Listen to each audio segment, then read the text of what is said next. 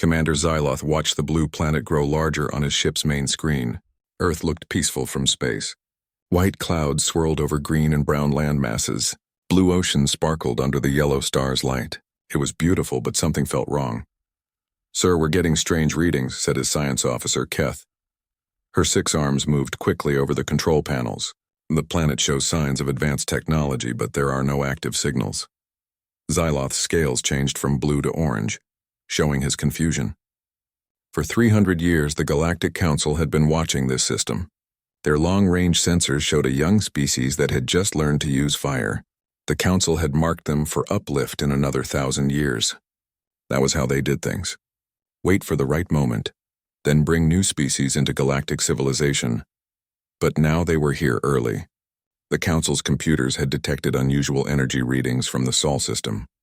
They sent Xyloth's team to investigate. What they found made no sense. "Take us into orbit," Xyloth ordered. Full scans of the planet.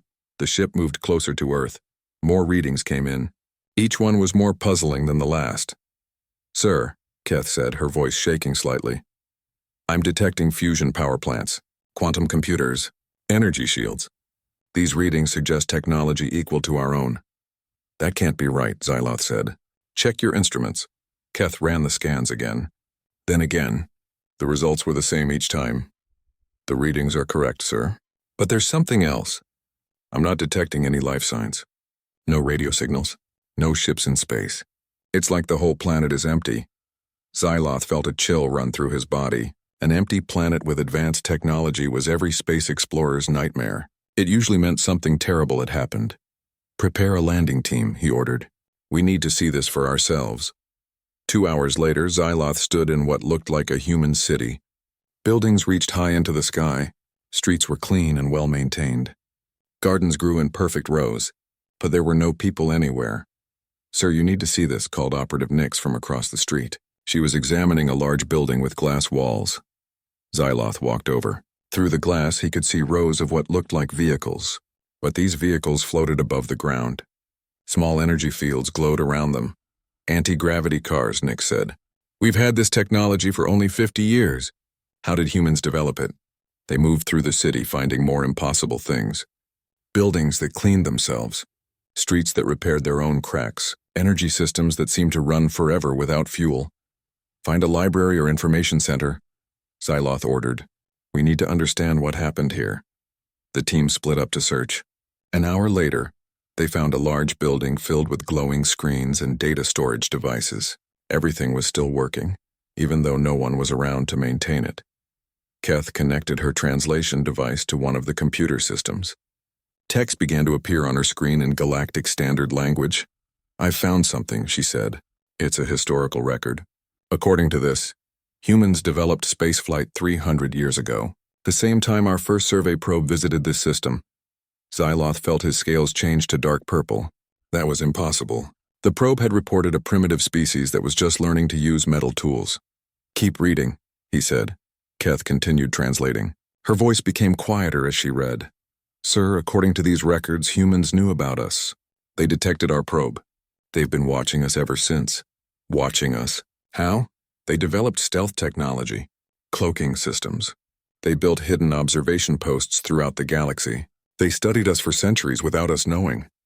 Xyloth's mind reeled. A species that could hide from the Council's advanced sensors was almost impossible. The Council had the best technology in the galaxy. They monitored thousands of star systems. How could one primitive species stay hidden? "What else do the records say?" he asked. Keth's face went pale. Her species' skin always changed color when they were afraid. "Sir, they knew about the uplift program. They knew what we do to species we bring into the Council." "That's ridiculous. We help primitive species. We give them technology and knowledge. That's not what humans believed. According to their records, they studied what happened to other species we uplifted. They found something. What did they find?" Keth hesitated. "They called our uplift program something else. They called it cultural genocide." Xyloth was quiet for a long moment. He had been part of many uplift missions. He had always believed they were helping younger species join galactic civilization. The Council taught them about democracy, technology, and peaceful cooperation. "Show me their evidence," he said finally. Keth brought up more files. The humans had kept detailed records of every species the Council had uplifted. They tracked what happened after first contact. The pattern was always the same. The Council would arrive and offer technology and knowledge. The new species would be grateful. They would accept Council guidance. Their leaders would be educated on Council worlds, but then things would change. The new species would become dependent on Council technology. Their old cultures would be forgotten. Their unique art, music, and traditions would be replaced with Council standards. Within a few generations, they would be just another Council client species. They would follow Council laws, speak Council languages, and think Council thoughts. They were no longer truly themselves. Some species resisted this change. Those species suffered mysterious population crashes, diseases that only affected them, accidents that destroyed their cities, natural disasters that struck at just the wrong moments. The humans had documented it all. They had proof that the Council was not helping younger species. The Council was absorbing them, making them part of one giant galactic empire that looked peaceful but was really a prison. How many species? Xyloth asked quietly. According to human records, the Council has absorbed 412 species over the past 5,000 years. Only 3 species ever refused Council uplift. What happened to them? They disappeared. The Council's official records say they went extinct from natural causes, but human observations suggest they found ways to escape before the Council could stop them. Xyloth felt sick. He had spent his whole life serving the Council. He believed he was helping make the galaxy a better place. But if humans were right, he had been part of something terrible. Where are the humans now? He asked. Keth searched through more files. I don't know, sir. The record stopped suddenly 847 years ago. The last entry just says the Great Departure begins today. We go to find freedom among the stars. 847 years ago, Xyloth repeated. He did the math in his head. That's the same day the Council approved our first contact protocols for this system. Yes, sir. The humans left the same day we decided to uplift them. Xyloth looked around the empty library. Advanced computers hummed quietly in the background. Holographic displays showed star maps and technical diagrams. Everything was perfectly preserved, as if the humans had just stepped out for a moment. But they had been gone for almost 900 years. And somehow they had known exactly when the Council was coming for them. Pack everything, Xyloth ordered. Copy all their records. We need to report this to the Council immediately. Sir? Nick said from across the room. There's something else. I found what looks like a message. It's addressed to the Galactic Council. Xyloth's scales turned white with shock. The humans had left them a message. Play it, he said. A hologram appeared in the center of the room. It showed a human, a strange creature with brown skin and dark hair. The human looked directly at them and began to speak in perfect galactic standard. Greetings, Galactic Council. If you are hearing this message, then you have finally come to our world. We are no longer here. We saw what you do to species like us, and we chose another path. This message is just the beginning. There is much more for you to discover. But first, you must ask yourselves one question. How many other species have done what we did? And how many of them are still out there waiting and watching? The message ended. The room fell silent except for the humming of machines. Xyloth stared at the place where the hologram had been. A terrible thought was forming in his mind. If humans could disappear without a trace, and if they had been watching the Council for centuries, then maybe they were not the only ones. Maybe the galaxy was not as empty as the Council believed. Maybe there were others out there, species that had escaped the Council's net and found their own path to the stars. The question was, what were they planning to do next? Dr. Vex had been translating human documents for 3 weeks. As the Council's best xenolinguist, she was used to studying alien cultures. But humans were different. Their language was complex, full of metaphors and hidden meanings. Worse, they seemed to understand the Council better than the Council understood itself. Admiral Korath, she called to her supervisor. You need to see this. Admiral Korath walked over to her workstation. His 4 eyes looked tired. The discovery of empty Earth had shaken everyone on the research team. What have you found, Dr. Vex? I've been working on their historical archives. Humans kept very detailed records of everything they observed about galactic civilization. Sir, they knew things about us that even we don't know. She pulled up a document on her screen. The human text appeared alongside her translation. This is from something they called the Galactic Analysis Project. They started it 500 years ago. Look at this, she read from the screen. The Galactic Council follows a predictable pattern with all species they encounter. First contact is always made when the target species reaches a specific technology level. The Council offers help and friendship. The target species, grateful and overwhelmed, accepts Council guidance. Korath nodded. That's correct. We wait until species are ready for galactic citizenship. But listen to this next part, Vex continued. Within 50 years of first contact, the target species will have Council advisors in all major governments. Council schools will be built to educate their children. Council technology will replace their traditional methods of solving problems. Council language will become the language of science and diplomacy. We're helping them advance faster, Korath said, but his voice was uncertain. The humans called it something else. They called it cultural replacement. They documented exactly how it works. Look at these charts. Vex brought up a complex diagram that showed how Council influence spread through newly contacted species. The pattern was always the same. First, the Council would identify the most intelligent and ambitious individuals in the target species. These individuals would be invited to study on Council worlds. When they returned home, they would be changed. They would speak Council languages fluently. They would understand Council technology. They would have Council friends and Council ideas about how society should work. These individuals would become leaders in their own species. They would push for closer cooperation with the Council. They would argue that old traditions were holding their people back. Slowly but surely, the target species would begin to think and act more like Council species. Their unique cultures would be seen as primitive. Their old religions would be replaced with Council philosophy. Their art would copy Council styles. The humans called these individuals cultural bridges, Vex explained. They understood that we weren't trying to destroy other cultures. We genuinely believed we were helping. But the result was the same. Show me more, Korath said quietly. Vex pulled up another document. This one was titled, The Vanishing Species Report. Humans tracked 67 species that had contact with the Council over the past 3,000 years. They found that most species follow one of three paths after uplift. She displayed a chart showing the three outcomes. Path 1, complete integration. The species becomes a full Council member. They adopt Council technology, culture, and values. Within 10 generations, they are indistinguishable from other Council species. Examples: the Veltar, the Zephyrians, the Moldak. Korath knew all those species. They were successful Council members. He had always thought of them as success stories. Path 2, gradual decline. The species never fully adapts to Council ways. They become dependent on Council support, but can't contribute much to Council civilization. Their population slowly decreases over centuries.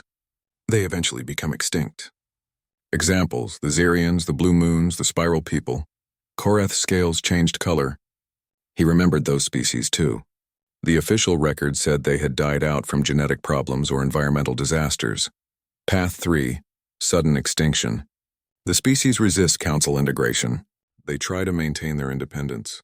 They suffer mysterious catastrophes that destroy their civilization quickly. Examples: the rebels of Kepler, the free traders, the Star Wanderers. Those were different cases, Korath protested. The rebels of Kepler were destroyed by a plague. The free traders had a civil war. The Star Wanderers disappeared in a black hole accident. Vex brought up more human documents. The humans studied all those cases. They found evidence that none of those disasters were natural. What kind of evidence? The plague that destroyed the rebels of Kepler only affected their species. It didn't harm any of the Council species living on the same planets. The human analysis suggests it was a biological weapon designed specifically for their genetics. Korath felt cold. That's impossible. The Council doesn't use biological weapons.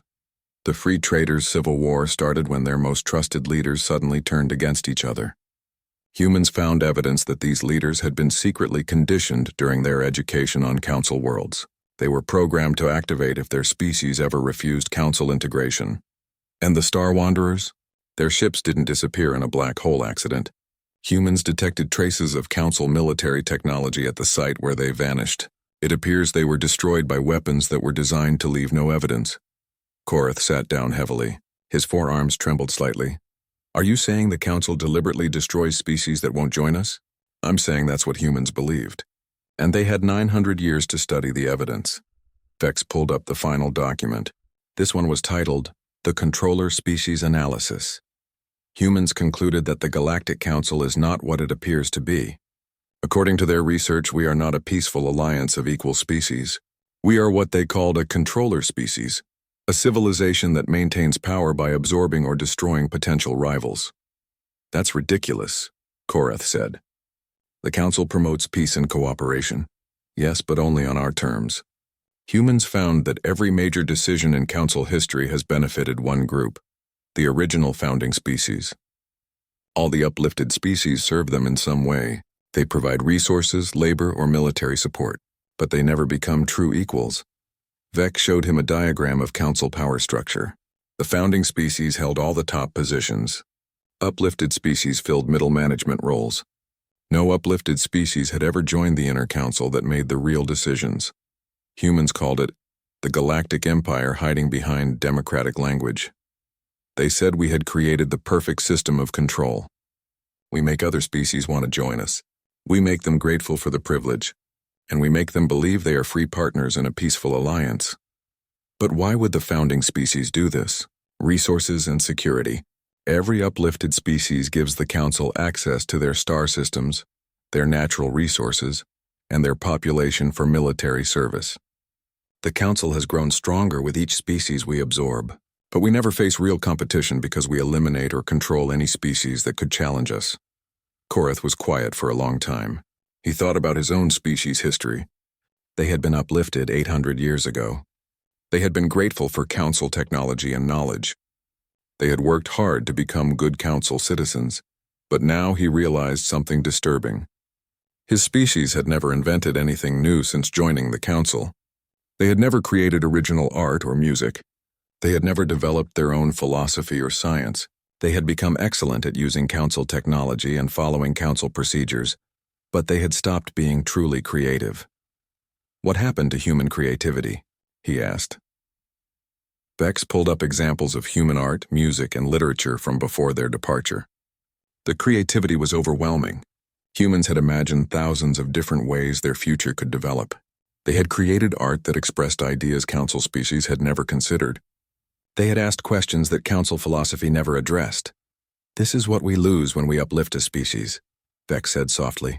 We gain loyal citizens, but we lose the fresh perspectives that could help all of us grow. Show me how humans figured this out. They did something no other species had ever done. Instead of focusing on themselves, they studied us. They built hidden observation posts and watched how we interacted with other species. They saw the pattern that we couldn't see because we were too close to it. And then they left. Not just left. According to their records, they spent 200 years preparing for departure. They developed new technologies in secret. They made contact with other species who had also figured out what the Council really was. They built a network of hidden allies. Korath's eyes widened. Other species? Yes. Humans mention at least 12 other species that had discovered the truth about the Council. Most of these were species that we believed had gone extinct. They faked their own extinction, or we helped them disappear by attacking them, and we assumed we had destroyed them completely. But some survivors escaped and joined the human network. Vex pulled up a star map that showed the locations where extinct species had last been seen. The pattern was strange. Many of these locations were in remote areas of the galaxy that the Council rarely visited. Humans believed these species had found ways to hide in the spaces between Council territories. The commander Xyloth stood in what humans had called the Global Coordination Center. The massive facility stretched deep underground beneath what used to be Geneva, Switzerland. His team had discovered it 3 days ago, and they were still trying to understand what they had found. "Sir, you need to see this," called technical specialist Kira from across the enormous chamber. She was standing next to a wall covered in holographic displays. Even though the humans had been gone for centuries, their technology still worked perfectly. Xyloth walked over to her. The displays showed star maps, technical diagrams, and data streams he didn't recognize. "What am I looking at?" he asked. "I think this was their command center for the evacuation. Look at these numbers." Kira pointed to a display showing statistics. The numbers were staggering. 8 billion humans, 47,000 cities, 12 million industrial facilities, 600 space stations, All evacuated in less than 50 years. That's impossible, Xyloth said. No civilization could move that many people and resources so quickly. That's what I thought too, but I found their transportation records. Sir, they didn't use ships, what do you mean? Kira activated another display. It showed technical blueprints for devices Xyloth had never seen before. They called them dimensional gateways. Instead of building massive starships to carry their population to other worlds, they built doorways that led directly to wherever they wanted to go. Xyloth studied the blueprints. The technology was beyond anything the Council had developed. It seemed to fold space itself, creating shortcuts between distant locations. How is this possible? The physics alone would require energy sources we can barely imagine. They had those too, Kira said. She brought up more blueprints. Zero-point energy extractors, quantum vacuum generators. They learned to pull unlimited power directly from empty space. Xyloth felt his scales change to deep purple. This was getting worse every day. First, they had discovered that humans knew about the Council's true nature. Then they learned that humans had been part of a network of hidden species. Now they were finding that human technology was centuries ahead of Council science. Show me how the evacuation worked, he said. Kira activated a three-dimensional map of Earth. It showed the planet as it existed 800 years ago, with billions of humans living in thousands of cities. It started in phases, she explained. First, they evacuated the most vulnerable populations. Children, elderly, people with special medical needs. They sent them through the gateways to safe locations in hidden dimensions. Hidden dimensions? Yes. According to their records, they discovered extra layers of reality that exist parallel to our normal space. They built entire worlds in these hidden dimensions, places where they could live without being detected by Council sensors. The map showed streams of light connecting Earth to invisible destinations, millions of people moving through doorways that led to places the Council couldn't see. Phase 2 was industrial evacuation. They moved their factories, power plants, research facilities, everything they needed to maintain their civilization. Look at this. The display showed massive industrial complexes disappearing from Earth and reappearing in the hidden dimensions, entire cities being carefully disassembled and reconstructed in their new locations. They took everything, Xyloth whispered, even their buildings. Everything they cared about, Kira corrected. They left behind anything that wasn't essential to their survival. But they preserved their culture, their knowledge, their people. What about Phase 3? That was the final evacuation. The last humans to leave Earth were the ones responsible for maintaining the illusion that the planet was still inhabited. They left behind automated systems to continue, broadcasting fake signals and maintaining the appearance of normal activity. The map showed the final streams of light, as the last humans disappeared through their gateways. Then the gateways themselves vanished, leaving no trace of how they had worked. They even took their dead, Kira said quietly. What? Every cemetery on Earth is empty. They somehow moved everyone who had ever died, taking their ancestors with them to their new homes. They refused to leave anyone behind. Xyloth was stunned. The logistics of such an operation were mind-boggling. Moving billions of living people was difficult enough. But moving the remains of countless billions who had died over thousands of years, that showed a level of planning and dedication that was almost incomprehensible. How long did they plan this? He asked. Kira brought up more records. According to these files, they started serious planning 400 years before they actually left. The moment they detected our first probe, they began preparing for eventual evacuation. 400 years of preparation? Yes. They spent generations developing the technology they needed. Thousands of their best scientists worked on dimensional physics, energy generation, and transportation systems. They built the evacuation infrastructure in secret, while maintaining the appearance of a normal developing civilization. Xyloth thought about that timeline. 400 years was longer than most Council species had been civilized. Humans had spent that entire time preparing for one massive operation to escape Council control. What kind of coordination would that require? He asked. I found their organizational charts, Kira said. She brought up displays showing the human command structure for the evacuation. They called it the Great Work. Every major human government was involved. But more than that, they managed to keep it secret from us for 4 centuries. The charts showed how humans had organized their entire civilization around the evacuation project. Scientists, engineers, administrators, military personnel, even artists and teachers. Everyone had a role to play in preparing for departure. "Look at this," Kira said. She highlighted part of the organizational chart. They had teams whose only job was to study council observation methods and figure out how to hide their activities from us. Counter-surveillance specialists, Xyloth realized. Exactly. They learned to recognize our sensors and monitoring techniques. They developed ways to make their evacuation preparations look like normal industrial development. When we observed them building dimensional gateways, we thought we were seeing power plants or communication facilities. Xyloth felt sick. For 400 years, the Council had been watching humans and thinking they understood what they were seeing. In reality, humans had been carefully managing what the Council observed, showing them only what they wanted them to see. "They played us," he said, "completely, and the scariest part is how good they were at it. Look at our official reports from that time period." Kira brought up Council surveillance records from the era when humans were preparing their evacuation. Every report showed a species that was developing normally, if a bit faster than expected. There were no signs of the massive conspiracy that was actually happening. Our best observers saw exactly what humans wanted them to see. Kira continued. "We thought we were watching a young species slowly learning to use advanced technology. We had no idea they were building escape routes to dimensions we didn't know existed." "Show me the final phase," Xyloth said. The display changed to show Earth during the last years before the evacuation was completed. To Council observers, the planet would have looked perfectly normal. Cities full of activity, industrial production, space launches, radio transmissions. All fake, Shira explained. By this point, most humans had already left. The signals we detected were generated by automated systems. The cities were maintained by robots. The space launches were carrying empty cargo containers. And we never noticed? How could we? We were watching from light years away.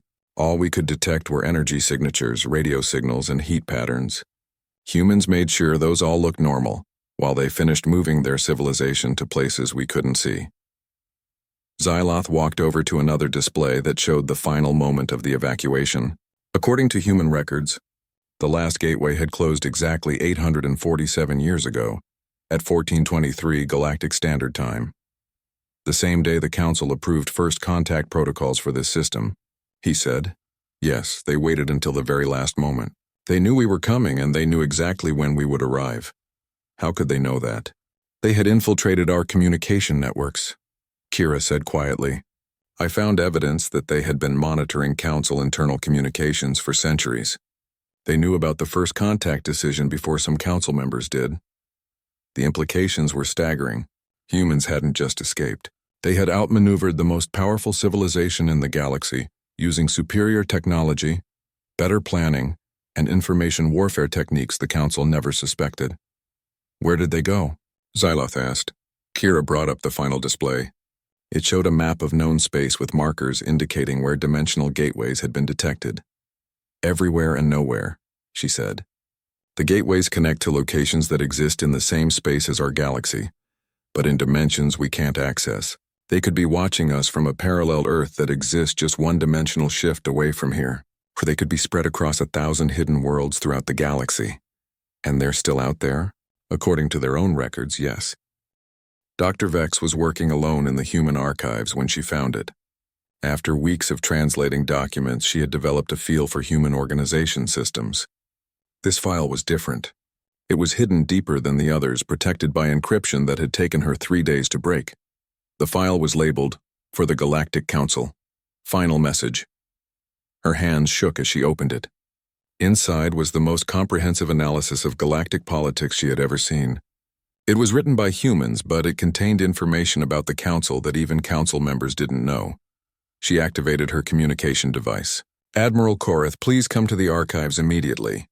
I found something that changes everything." 30 minutes later, Korath arrived with Commander Xyloth and the other senior team members. Dr. Vex had prepared a presentation using the human holographic systems. "This file was meant for us," she said. "Humans knew we would eventually come to Earth, and they wanted us to understand exactly what they had discovered about our civilization." She activated the first display. It showed a timeline of Galactic Council history stretching back 5,000 years. Humans spent centuries studying us, not just observing our technology or culture. but analyzing our behavior patterns, our decision-making processes, our true motivations. What they found was disturbing. The timeline highlighted specific events in Council history, wars that had ended with entire species disappearing, resource disputes that had been resolved when one side mysteriously suffered natural disasters, political disagreements that had ended when opposition leaders died in accidents. According to human analysis, the Galactic Council is not the peaceful alliance it appears to be. We are what they called a galactic predator species, a civilization that maintains power by systematically eliminating potential threats. That's absurd, Admiral Korath protested. The Council promotes peace and cooperation throughout the galaxy. Yes, but only among species that accept our dominance, Dr. Vex replied. Look at this chart. She showed them a diagram of Council expansion over time. Each time the Council encountered a new species, one of three things happened. The species joined the Council and became a client state. The species declined to join and eventually went extinct from natural causes. Or the species actively opposed the Council and was destroyed in defensive wars. Humans found that this pattern has repeated consistently for 5,000 years. No species has ever successfully maintained independence after refusing Council membership. Some species choose isolation, Commander Xyloth said. That's different from extinction, is it? Dr. Vex brought up detailed case studies. Humans investigated 47 species that the Council classified as choosing isolation. In every case, the species had actually been destroyed or driven from their homeworlds within a century of refusing Council membership. The evidence was overwhelming. Species that refused uplift would suffer convenient disasters, plagues that only affected them, solar flares that destroyed their technology, asteroid impacts that devastated their worlds, resource depletion that made their planets uninhabitable. Humans called it plausible deniability genocide. Dr. Vex continued. We never directly attack resistant species. We arrange for natural disasters that eliminate them while allowing us to maintain our reputation as peaceful mediators. Even if this were true, Korath said, how could humans prove it? They didn't just study the official records. They investigated the disaster sites themselves. Dr. Vex showed them human expeditions to the homeworlds of extinct species. In every case, humans had found evidence that the disasters were artificial. Plague organisms that were clearly engineered, solar flare patterns that suggested technological manipulation, asteroid impacts that showed signs of guidance systems. But the most damning evidence was what they found in our own archives. Our archives? Humans had infiltrated Council information systems centuries ago. They had access to classified records that document the real decision-making process behind these natural disasters. Dr. Vex displayed copies of actual Council internal communications, secret meetings where Council leaders discussed solutions to resistant species, technical reports on weather modification, biological warfare and asteroid guidance systems, budget allocations for special operations that corresponded exactly with the timing of convenient disasters. The room fell silent as the team read through document after document proving that the Council had been deliberately destroying species for millennia. The extinction protocols, Dr. Vex said quietly. That's what humans called our standard operating procedures for dealing with resistant species. We've refined the process over thousands of years until it appears completely natural. Why would the Council do this? Asked technical specialist Kira. Resource competition, Dr. Vex replied. Every independent species represents a potential threat to Council dominance. They might develop better technology. They might form alliances with other independent species. They might inspire Council client species to demand real autonomy. She showed them economic analyses that humans had compiled. The Council controlled the resources of over 400 star systems. Client species provided raw materials, labor, and military forces, but they received only a tiny fraction of the wealth they generated. The Council is essentially a galactic empire disguised as a democratic alliance, Dr. Vex explained. The founding species maintain control over all major decisions while client species provide the resources and manpower that keep the system running, and any species that threatens. This system is eliminated, Xyloth said slowly. Exactly, but humans discovered something else, something that explains why they left us this message. Dr. Vex brought up a new set of documents. These were communications between humans and other species, species that the Council believed were extinct. Humans weren't the first to figure out what the Council really was. Over the centuries, dozens of other species reached the same conclusions, and some of them found ways to escape before we could eliminate them. The communications showed a hidden network of species that had faked their own extinction or found ways to escape Council space entirely. They had been in contact with each other for centuries, sharing information and resources. Humans called it the Underground Galaxy, a hidden civilization of free species that exists parallel to our Council-controlled space.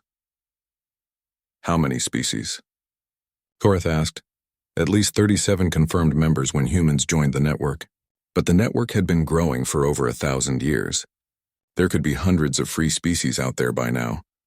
Dr. Vex showed them star maps indicating where network communications had been detected.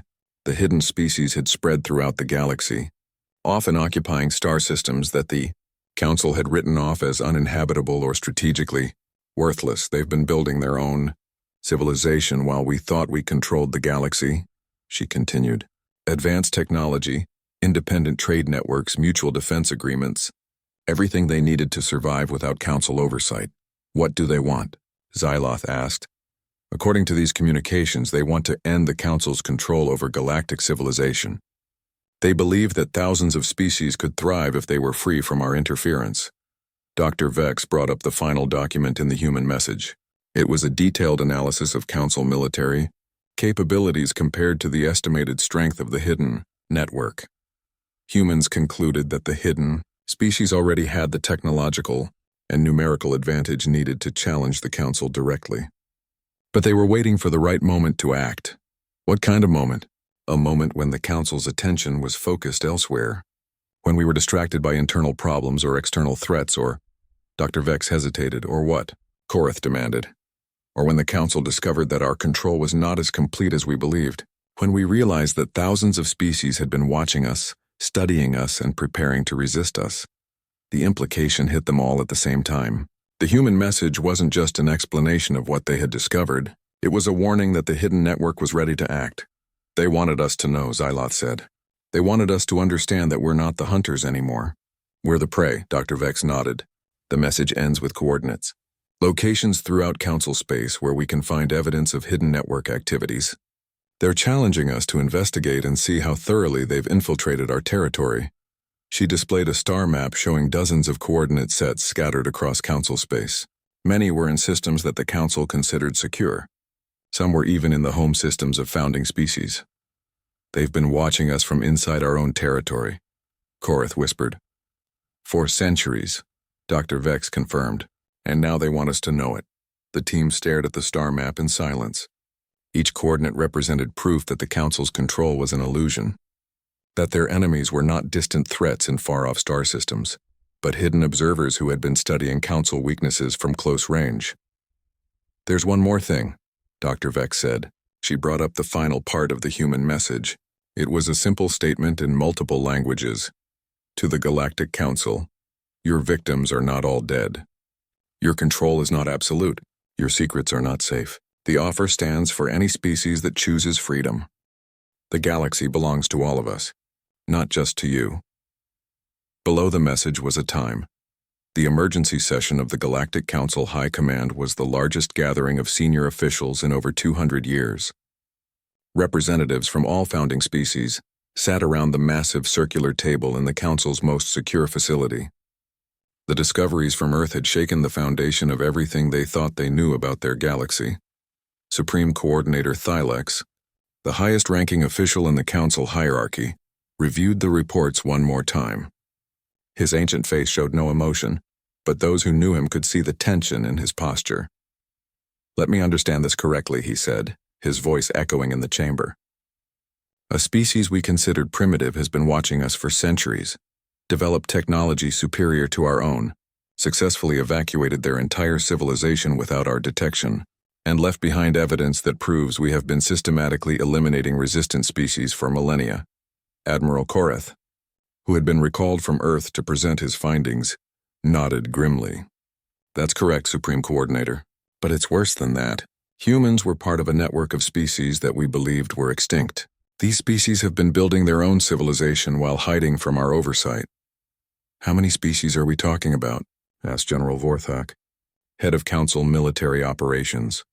Conservative estimates suggest at least 50 species in what they call the underground galaxy. But the network has been growing for over 1,000 years. The actual number could be in the hundreds.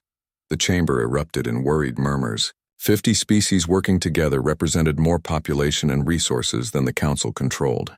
Hundreds would make them the dominant power in the galaxy. What is their technological capability? Asked Research Director Melthine. Unknown but advanced. Humans demonstrated dimensional manipulation technology that we don't understand. If other network species have contributed their own innovations, they could have capabilities we can't imagine. Supreme Coordinator Thylex called for silence. What evidence do we have that this network actually poses a threat to Council security? Admiral Korath activated a holographic display showing the coordinates that humans had left for them. We sent investigation teams to 12 of these locations. What we found was disturbing. The display showed images from the investigation sites, abandoned outposts that had clearly been used for long-term surveillance of Council activities. Sensor arrays designed to monitor Council communications. Research facilities where someone had been studying Council technology and military tactics. They've been watching us for centuries, Korath continued. These facilities were hidden in locations we considered secure. Some were inside Council member systems, disguised as natural phenomena or industrial installations. Disguised how? General Vorthak demanded. One facility was built inside an asteroid that we had classified as a natural resource deposit. Our mining surveys never detected the hidden base inside it. Another was concealed as a communications relay station that we thought belonged to one of our client species. Dr. Vex, who had also been recalled from Earth, added more details. The intelligence gathering was comprehensive. They had detailed files on Council military capabilities, political structures, economic systems, and decision-making processes. They knew more about our internal operations than most Council members do. How is that possible? Asked Intelligence Director Kravex. Infiltration, Dr. Vex replied. We found evidence that network species had placed agents within Council organizations. Some may have been there for generations, passing information to the hidden network while appearing to be loyal Council citizens. The implications sent a chill through the chamber. If network agents had infiltrated Council operations, then every decision, every plan, every secret had potentially been compromised. Do we know what they're planning? Supreme Coordinator Thylex asked. The evidence suggests they're preparing for some kind of action, Admiral Korath said. But we don't know what form it will take. Military action? General Vorthak asked hopefully. He understood conventional warfare. Possibly, but their approach so far has been much more sophisticated than direct military confrontation. They've spent centuries learning our weaknesses while building their own strengths. When they act, it will probably be in ways we don't expect. As if summoned by their discussion, alarms began to sound throughout the facility. Emergency communications channels activated with reports from across Council space. Supreme Coordinator, came a voice from the communications center. We're receiving simultaneous transmissions on all frequencies throughout Council territory. The source appears to be everywhere. Put it on the main screen, Thylex ordered. The holographic display changed to show a human face. The same species that had supposedly vanished from the galaxy was now broadcasting to every Council world simultaneously. Citizens of the Galactic Council, the human said in perfect galactic standard. My name is Sarah Chen, and I speak for the Free Galaxy Alliance. For over 1,000 years, your leaders have told you that the Council represents peace, cooperation, and mutual prosperity among the species of our galaxy. Today we present evidence that these claims are false. The transmission began showing the same documents that the investigation team had found on Earth. Proof of the Council's systematic elimination of resistant species, evidence of the economic exploitation of client species, records of the secret decisions that had shaped galactic politics for millennia. The Council is not a benevolent alliance, the human continued. It is an empire that maintains control through deception, manipulation, and genocide. Over the past 5,000 years, the Council has eliminated over 300 species that refuse to submit to its authority. Throughout Council space, billions of citizens were watching the transmission. Client species who had always wondered why they remained poor despite providing resources to the Council. Scientists who had questioned why certain research topics were forbidden. Military officers who had noticed that Council defensive wars always seem to end with convenient territorial gains. The species you believe are extinct are not dead, Sarah Chen announced. We survived, we hid. We built our own civilization based on true cooperation and mutual respect. And we have been watching you. The transmission showed images of the underground galaxy. Beautiful worlds where different species work together as equals. Space stations where human and alien engineers collaborated on projects that pushed the boundaries of science. Art and music that blended the cultures of dozens of species in ways the Council had never allowed. For centuries, we have offered sanctuary to any species that chose freedom over Council control. Many have joined us. Today, we extend that offer to the citizens of Council worlds. We offer an alternative to the Empire that has controlled your lives and limited your potential. In the Council chamber, panic was setting in. Communications were flooding in from across Council territory. Client species governments were demanding explanations. Some were already declaring independence. Others were requesting information about joining the Free Galaxy Alliance. How are they broadcasting on our secured channels? General Vorthak demanded. They must have compromised our entire communications infrastructure, Director Kravix replied. This level of access would require agents in our most secure facilities. The transmission is being received in dimensions we can't access, added Research Director Melthine. They're using their dimensional technology to bypass our communications security entirely. Supreme Coordinator Thylex watched as the foundations of Council power crumbled in real time. The secret that had maintained their control for millennia was being revealed to every citizen in their territory.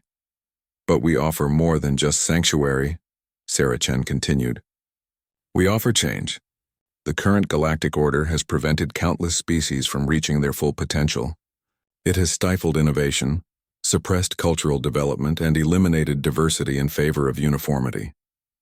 The transmission showed comparative analyses of technological and cultural development. Species that had joined the Free Galaxy Alliance had made remarkable advances in science, art, and philosophy. Meanwhile, Council client species had remained essentially static for centuries, contributing resources but never developing their own innovations. Today begins a new age of galactic civilization, an age where species work together as equals, not as masters and servants. An age where diversity is celebrated, not eliminated. An age where freedom is a right, not a privilege granted by distant authorities. The transmission then did something that shocked everyone in the Council chamber. It began showing current locations and activities throughout Council space. Real-time surveillance footage of Council military bases, government facilities, and resource extraction operations. We know where your weapons are hidden, Sarah Chen said calmly. We know your military capabilities, your economic vulnerabilities, and your political weaknesses. We have been studying you for centuries while you believed yourselves to be the watchers rather than the watched. The message was clear. The Free Galaxy Alliance had complete intelligence on Council operations. They could strike anywhere at any time with perfect knowledge of Council defenses. But we do not wish for war, the human continued.